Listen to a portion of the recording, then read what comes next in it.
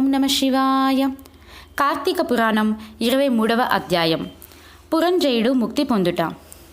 అగస్త్యుడు మరలా అత్రి మహర్షిని చూచి, ఓ మహానుభావ, విజయము పొందిన పురంజయుడు తర్వాత ఏ విధంగా ఉన్నాడో వివరింపమని అడగగా, అత్రి మహాముని చిరునవ్వుతో ఇలా చెప్పారు. పురంజయుడు కార్తీక వ్రత ప్రభావం వలన గొప్ప బలము పొందినవాడై అగ్నిశేషము శత్రుశేషము ఉండకూడదని తెలిసి తనపై యుద్ధానికి దిగిన శత్రురాజులను అందరినీ ఓడించి నిరాడంబరముగా తన రాజ్యమును పరిపాలించుచుండెను. విష్ణుభక్తి ప్రభావం వలన గొప్ప పరాక్రమవంతునిగా, సత్యదీక్షా తత్పరుడిగా, నిత్యాన్నదాతగా, భక్తప్రియవాదిగా, తేజోవంతునిగా, దుష్ట శిక్షకునిగా, గొప్ప దాతగా, పెద్దల ఎడల వినయంతో తన ప్రజలను కన్నబిడ్డల వలె పరిపాలించుచుండెను. శత్రువులకు సింహ స్వప్నమై కార్తీక వ్రత ప్రభావముతో కోటికి పడగెత్తి అరిష్వత్వర్గములను కూడా జయించాడు. అతడు ఇప్పుడు విష్ణు భక్తులలో గొప్పవాడు, సదాచార సత్పురుషులలో ఉత్తముడై ప్రకాశించుచుండెను. ఇంకా హరిభక్తిని ఏ విధంగా వ్యాపింప చేయాలనే కోరికతో ఆలోచిస్తూ ఉండగా ఒకనాడు ఆకాశవాణి, పురంజయ, కావేరీ తీరమున శ్రీరంగ క్షేత్రము ఉన్నది. దానిని 2వ వైకుంఠమని పిలుస్తారు. నీవు అచ్చకు వెళ్ళి శ్రీరంగనాథుణ్ణి సేవించి పూజింపుము. నీవు ఈ సంసార సాగరమును దాటి మోక్షప్రాప్తి పొందెదవు అని పలికినది.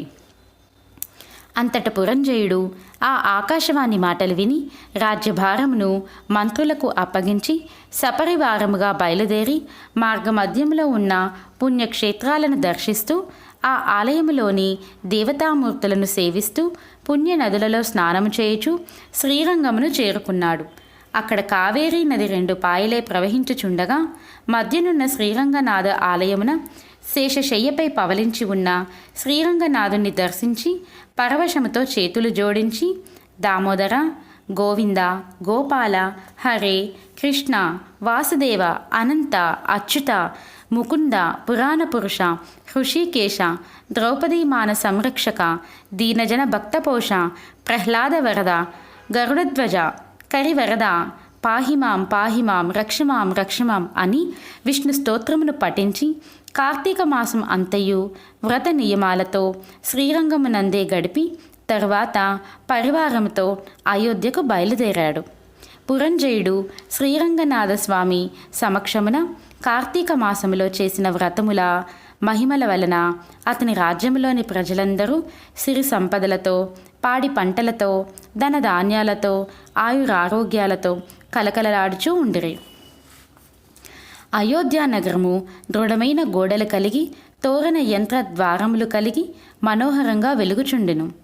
అయోధ్య నగరమందలి వీరులు యుద్ధమునందు నిపుణులై రాజనీతిని ప్రదర్శించుచు శత్రురాజును సంహరించే ధైర్యం కలవారై ఎల్లప్పుడూ విజయశీలురై అప్రమత్తులై ఉన్నారు.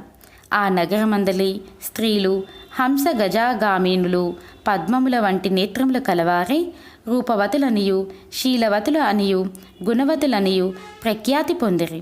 పురంజయుడు శ్రీరంగ క్షేత్రమున కార్తీక మాస వ్రతము ఆచరించి సతీ సమేతుడై తన ఇంటికి సుఖంగా చేరుకున్నాడు. పురంజయుని రాక విని పురజనులు మంగళవాద్యములతో పుష్పవర్షాలు కురిపిస్తూ ఎదురు రాగా నగర ప్రదక్షిణ చేసి పురంజయుడు అంతఃపురమున ప్రవేశించాడు. ఆ తర్వాత అతడు ధర్మమును అవలంబించి దైవభక్తి పరాయణుడై రాజ్యపాలన చేయుచు కొంతకాలము గడిపి వృద్ధాప్యము వచ్చుటచే ఐహిక వాంఛలను వదిలి తన కుమారునికి రాజ్యభారము అప్పగించి పట్టాభిషిక్తుని చేసి తాను వానప్రస్థాశ్రమము స్వీకరించి అరణ్యమునకు వెళ్ళాడు.